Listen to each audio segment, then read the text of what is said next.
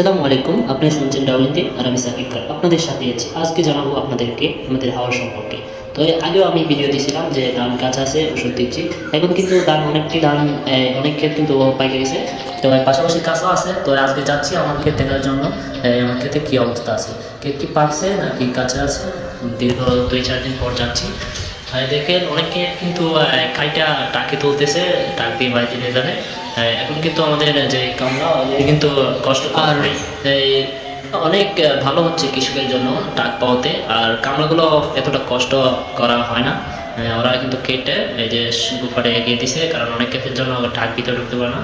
দেখেন এই যে ক্ষেত, অনেক ক্ষেত কিন্তু পাইকে গেছে, আবার অনেক ক্ষেত কাঁচা আছে। তো আসসালামু আলাইকুম, এই পর্যন্তই আজকের ভিডিও। আশা করি ভালো থাকবে। পরবর্তী নেক্সট ভিডিও পাওয়ার জন্য পেজটি ফলো করে রাখবেন। আসসালামু আলাইকুম।